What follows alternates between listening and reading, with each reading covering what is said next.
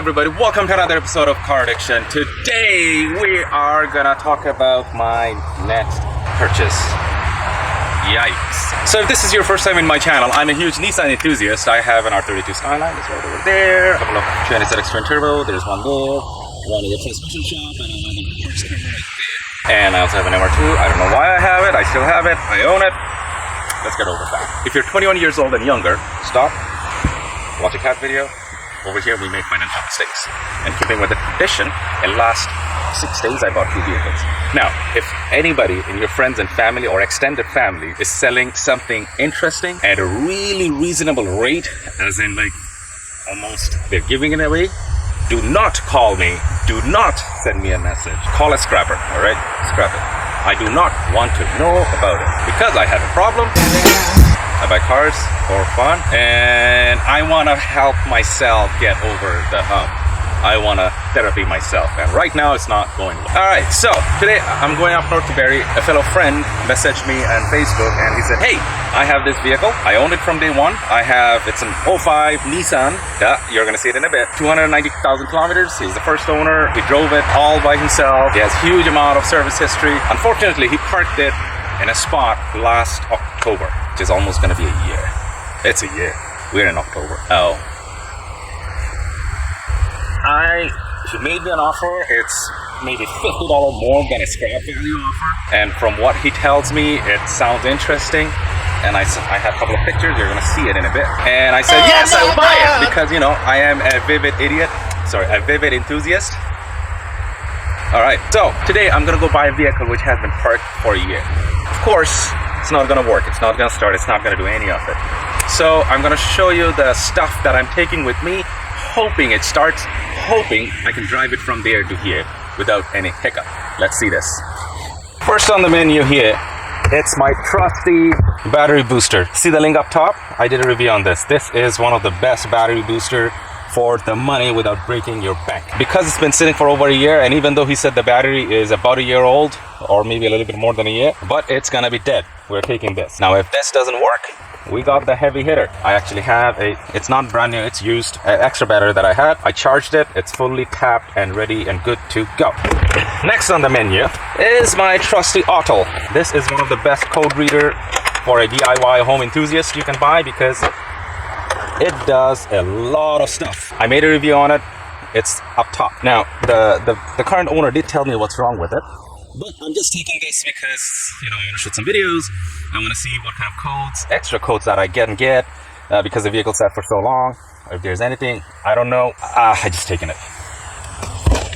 Next is some oil. I don't know when was the last time the oil was changed. I'm not doing an oil change, but that vehicle has a series of VQ motors. And if you know anything about VQ burns a little bit of oil. So I don't want to start a vehicle which has been sitting for so long. I'm sure it has some old oil in it and the oil is low. I would rather top it up, correct oil level, and then start it. And also notice I'm starting with a 1030. That VQ series motor is rated for 530.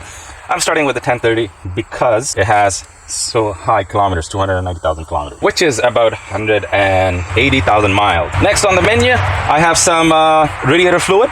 It's a concentrate, but I already mixed the 50-50 in this bottle. As you can see, this is an old bottle. I'm taking that. And then, because it's an automatic, I am buying an automatic. Didn't really have an option. I'm paying next to nothing, so automatic is good for me. I'm taking some ADF fluid because I don't know what level it is. I will top it up and we'll go from there. I'm taking 2 10-liter cans of gasoline because it's parked in a storage facility up north. I don't know how far the gas station is, and the gas in the tank, it is at least a year old. So I'm just gonna put some little new gas in so that I can make it to the gas station, fill it up with some new gas. And I'm also taking my Lucas injector cleaner and fuel stabilizer because, again, 290,000 kilometers. I don't know how these injectors are. This product will help it run a little better. And also see the link on the upstairs. Next is a funnel. Because, you know, if I have to put the oil or anything else in it, I need a funnel. My metric tool set, not the whole set, just the sockets from 8 to 19, and a swivel head, and these 2 fellas. What if I need to do something I just don't know? And that's where the drill comes in. It's just gonna make my life easier other than ratcheting it. And should I need a set of wrench, I got my metric wrench set. That is all I'm taking, and hopefully that is all I'm gonna need. Worst case scenario, God forbids, if I can't make it, I always have my trusty CA. I'm just gonna call them, get it towed to either my place or my mechanic. It doesn't really matter. All right, so my beautiful wife said yes to driving me there, and thank you so much for doing that, because somebody needs to drive me so that I can drive both the vehicles back and do that way. And if you are a Vivid enthusiast like me and you live somewhere around Halton Hills or Georgetown, you want to give me a hand in these kind of scenarios whenever I do my next financial mistakes, hit me up. I would really appreciate your help. All right, let's see how this day goes. So I'm picking up the car now. That's the one. And surprise, surprise, surprise. 1, 2, 3.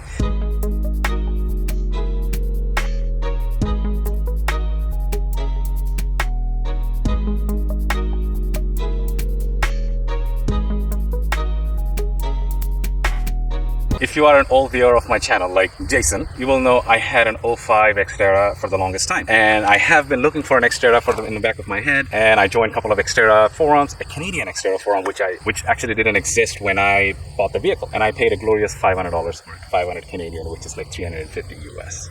Right, so I opened the airbox because I don't know, I wanted to see what's inside, and I saw this, meaning we have an unwanted guest over here.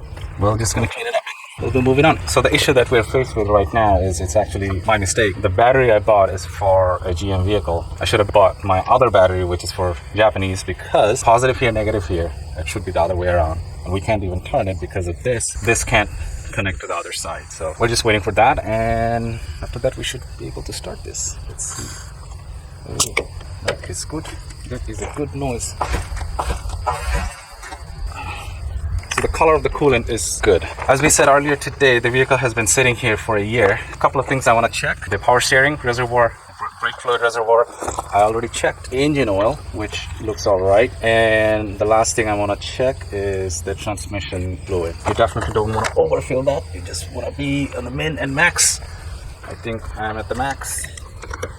So another good thing was I tried opening the radiator and it was under pressure. Fluid was coming out, which is a good thing because the radiator is not leaking. I also tried opening this and it made a cracking noise, which is a good thing. Means the cooling system, which stays under pressure up to 15 psi, is holding pressure. Power steering. I don't have power steering fluid, but steering fluid, a lot of these times, same thing as an ATF, which this one is, and it is right now the level is maximum in cold and there is a maximum in hot because fluid expands when it's hot. That is good. I'm not going to add anything to that. Next is the brake master right over here. I can see from outside the fluid level is max, but the color of the fluid is pretty nasty dark, which means I really should change this, and I will eventually. See the video in the link in terms of a brake fluid review. The next one is, well, let me check the oil dipstick again. We did see it and it's good. It's what it's supposed to be. It's dark, meaning it needs a change. But all right, let's find that transmission dipstick.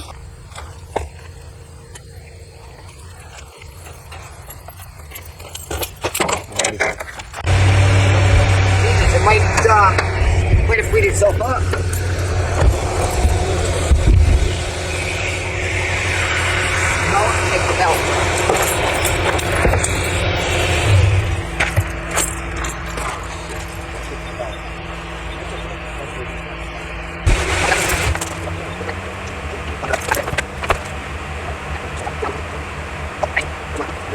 So the owner of the vehicle was actually a gentleman. He helped me to start the vehicle because I really bought the wrong battery, so he jacked up a contraption right then and there.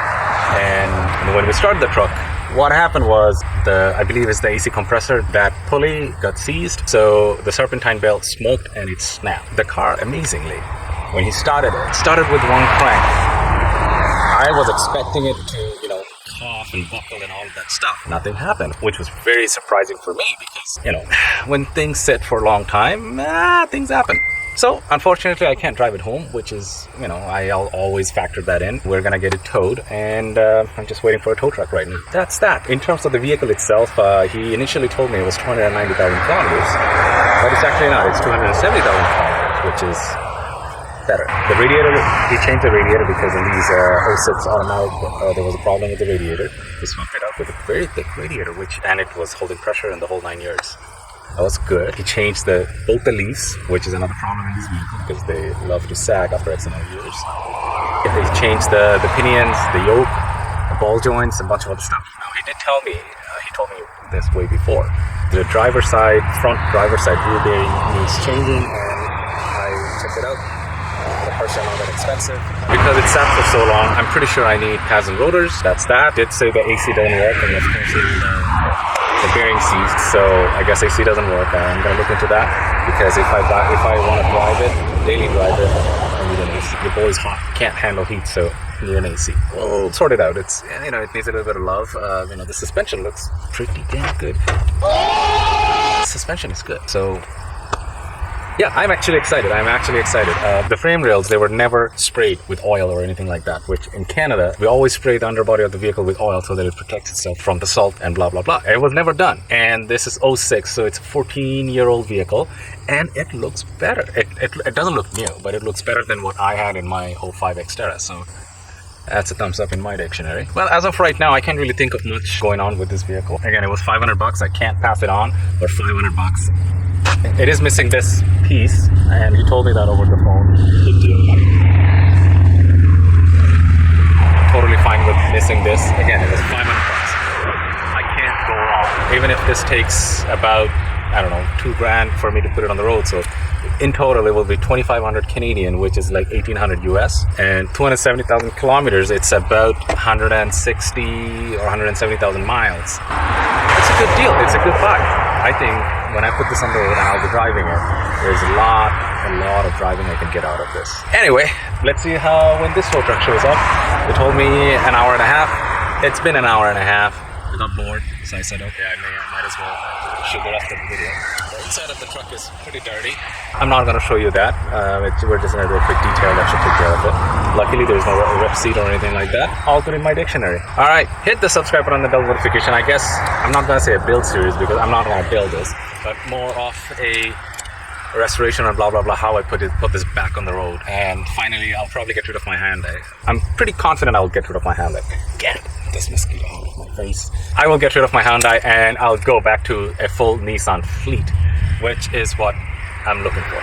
Hit the subscribe button and bell notification and stay up to date for all the new shenanigans coming to my channel. We are back home. Oh man, it looks so good. I don't know.